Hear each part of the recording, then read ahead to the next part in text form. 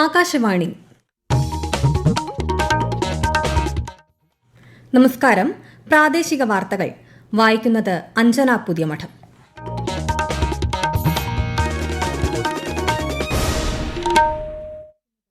പ്രധാന വാർത്തകൾ.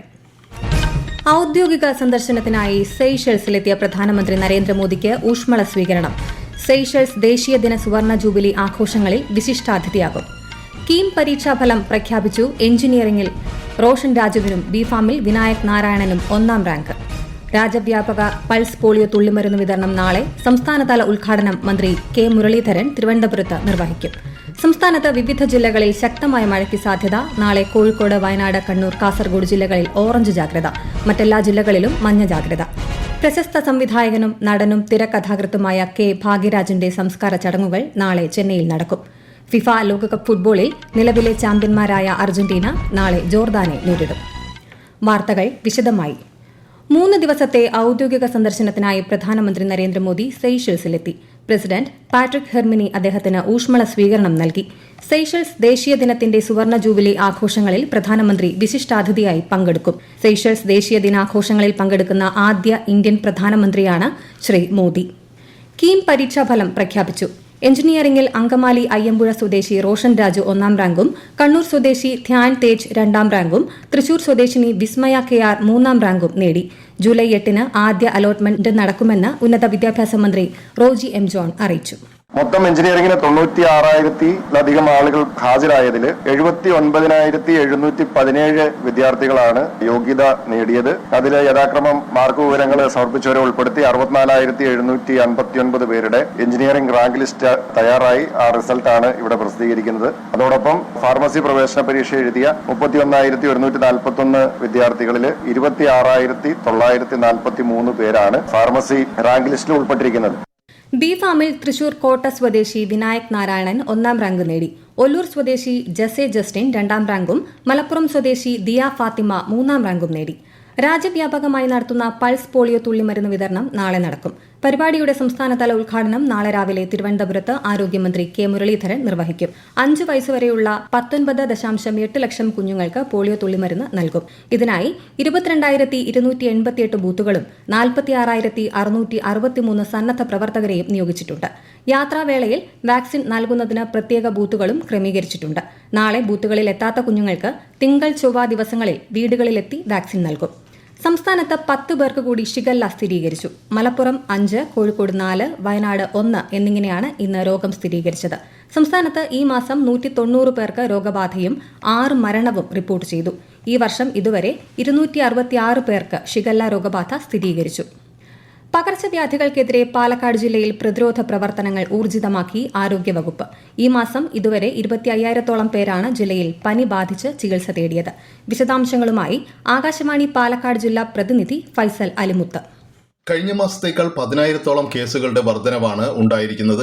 എലിപ്പനിയിൽ കുറവ് രേഖപ്പെടുത്തിയിട്ടുണ്ടെങ്കിലും ഡെങ്കിപ്പനി, വയറിളക്ക രോഗങ്ങൾ എന്നിവ വർദ്ധിച്ചിട്ടുണ്ട്. ഈ സാഹചര്യത്തിലാണ് ആരോഗ്യവകുപ്പ് പ്രതിരോധ പ്രവർത്തനങ്ങൾ ഊർജിതമാക്കിയിരിക്കുന്നത്. തദ്ദേശ സ്ഥാപനങ്ങളുടെ നേതൃത്വത്തിൽ ശുചീകരണ പ്രവർത്തനങ്ങൾ നടക്കുന്നുണ്ട്. ആരോഗ്യവകുപ്പിന്റെ റാപ്പിഡ് റെസ്പോൺസ് ടീം നേരിട്ട് വീടുകളിലെത്തി കൊതുകുകളുടെ ഉറവിടങ്ങൾ നശിപ്പിക്കുന്നുണ്ടെന്നും ജില്ലാ മെഡിക്കൽ ഓഫീസർ അറിയിച്ചു. ജലജന്യ രോഗങ്ങൾ തടയുന്നതിനായി ക്ലോറിനേഷനും നടത്തുന്നുണ്ട്. പ്രധാനമന്ത്രി നരേന്ദ്രമോദി ആകാശവാണിയിലൂടെ ജനങ്ങളുമായി ആശയങ്ങൾ പങ്കുവയ്ക്കുന്ന പ്രതിമാസ റേഡിയോ പ്രഭാഷണ പരിപാടി മൻ കി ബാത് നാളെ രാവിലെ 11 മണിക്ക്. പരിപാടിയുടെ 135-ാം പതിപ്പാണ് ഇത്.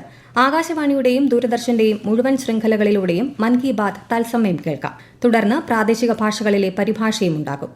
കേരളത്തിൽ സെൻസസ് 2027ന്റെ ഭാഗമായി പൊതുജനങ്ങൾക്ക് സ്വന്തമായി വിവരങ്ങൾ രേഖപ്പെടുത്താനുള്ള സെൽഫ് എന്യൂമറേഷൻ സൌകര്യം 3 ദിവസം കൂടി ലഭ്യമാകും. sc.census.gov.in എന്ന പോർട്ടലിലാണ് വിവരങ്ങൾ സമർപ്പിക്കേണ്ടത്.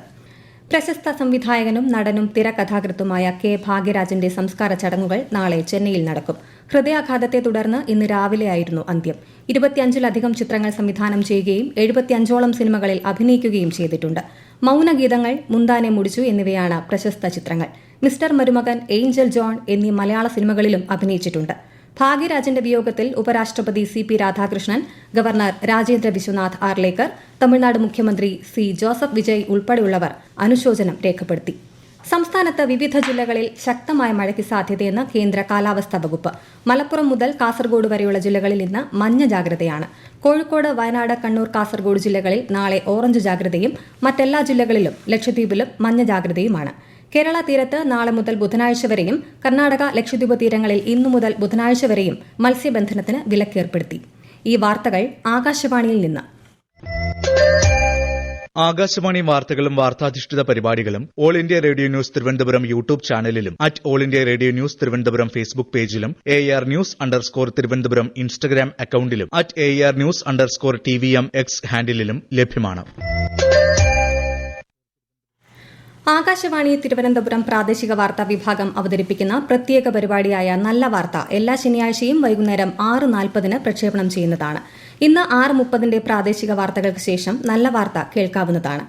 ഫിഫ ലോകകപ്പ് ഫുട്ബോൾ ഗ്രൂപ്പ് ഘട്ടത്തിലെ അവസാന മത്സരങ്ങൾ നാളെ. ഗ്രൂപ്പ് എല്ലിൽ ഇന്ത്യൻ സമയം നാളെ പുലർച്ചെ 2:30 പനാമ ഇംഗ്ലണ്ടിനെയും ഘാന ക്രൊയേഷ്യയെയും നേരിടും. ഗ്രൂപ്പ് കെയിൽ കൊളംബിയ, പോർച്ചുഗൽ, കോങ്കോ, ഉസ്ബെക്കിസ്ഥാൻ മത്സരങ്ങൾ നാളെ രാവിലെ 5-നാണ്. ഗ്രൂപ്പ് ജെയിൽ കരുത്തരായ അർജന്റീന ജോർദാനെയും ഓസ്ട്രിയ അൾജീരിയയെയും നേരിടും. നാളെ രാവിലെ 7:30 മത്സരം. ക്രിക്കറ്റ് കോച്ചിങ്ങിനായി വന്ന വിദ്യാർത്ഥിനിയെ പീഡിപ്പിച്ച കേസിൽ ക്രിക്കറ്റ് കോച്ച് തിരുവനന്തപുരം ശ്രീവരാഹം സ്വദേശി മനു എമ്മിന് 47 വർഷം കഠിന തടവും 79,000 രൂപ പിഴയും വിധിച്ച് തിരുവനന്തപുരം പ്രത്യേക അതിവേഗ കോടതി. മനു പ്രതിയായ 3ാമത്തെ കേസിലാണ് ശിക്ഷ വിധിച്ചത്. 4ാമത്തെ കേസിലും പ്രതി കുറ്റക്കാരനാണെന്ന് കോടതി കണ്ടെത്തി. ആദ്യ 2 കേസിലെയും ശിക്ഷ കാലാവധിക്ക് ശേഷമേ ഈ കേസിലെ ശിക്ഷ ആരംഭിക്കുകയുള്ളൂ എന്നും വിധിന്യായത്തിൽ പറയുന്നു. കണ്ണൂർ ജില്ലയിലെ ആറളത്തും കണിച്ചാറിലും കാട്ടാന ആക്രമണം. കൂടുതൽ വിവരങ്ങളുമായി ആകാശവാണി കണ്ണൂർ ജില്ലാ പ്രതിനിധി KO ശശിധരൻ. ആറളം പുക്കുണ്ടിൽ RRTയുടെ പട്രോളിംഗ് വാഹനത്തിന് നേരെയാണ് ആക്രമണമുണ്ടായത്. വനംവകുപ്പ് ഉദ്യോഗസ്ഥർക്ക് നിസ്സാര പരിക്കേറ്റു. ആറളം ഫാമിൽ സ്ഥിരം ശല്യക്കാരനായി അറിയപ്പെടുന്ന മോഴയാനയാണ് ജീപ്പ് മറിച്ചിട്ടതെന്ന് വനംവകുപ്പ് അധികൃതർ പറഞ്ഞു. കണിച്ചാർ ഓടന്തോട്ടിൽ ഇന്നലെ രാത്രിയും ഇന്ന് പുലർച്ചെയുമാണ് ആക്രമണമുണ്ടായത്. ആറളത്തെ ആനമതിൽ നിർമ്മാണം വേഗത്തിലാക്കാൻ നിർദ്ദേശം നൽകിയതായി മന്ത്രി സണ്ണി ജോസഫ് പറഞ്ഞു. 16ാം കേരള നിയമസഭയുടെ 1ാം സമ്മേളനം തിങ്കളാഴ്ച പുനരാരംഭിക്കും.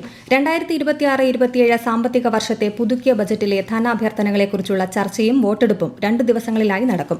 പരിഷ്കരിച്ച ബജറ്റുമായി ബന്ധപ്പെട്ട ധനവിനിയോഗ ബിൽ സഭ ബുധനാഴ്ച പരിഗണിക്കും.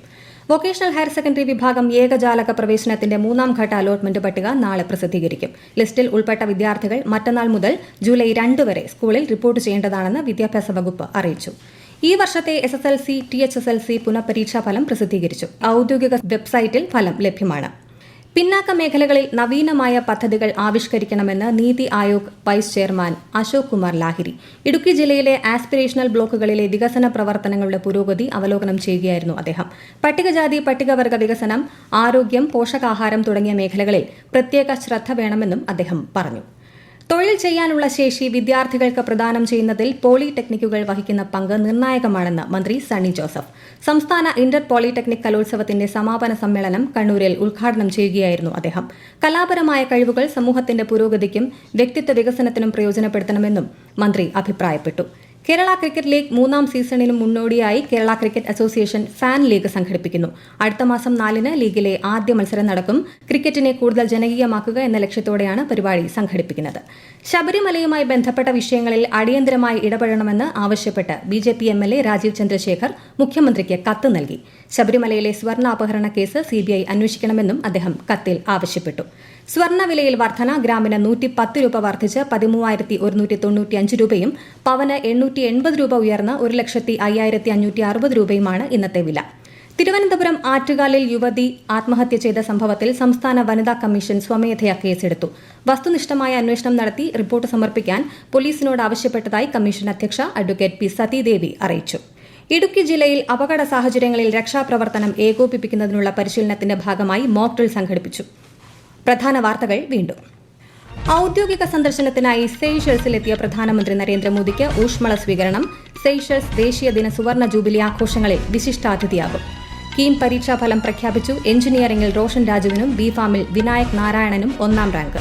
രാജ്യവ്യാപക പൾസ് പോളിയോ തുള്ളിമരുന്ന് വിതരണം നാളെ. സംസ്ഥാനതല ഉദ്ഘാടനം മന്ത്രി K. മുരളീധരൻ തിരുവനന്തപുരത്ത് നിർവഹിക്കും.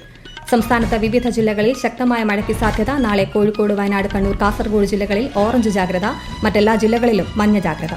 പ്രശസ്ത സംവിധായകനും നടനും തിരക്കഥാകൃത്തുമായ K. ഭാഗ്യരാജന്റെ സംസ്കാര ചടങ്ങുകൾ നാളെ ചെന്നൈയിൽ നടക്കും.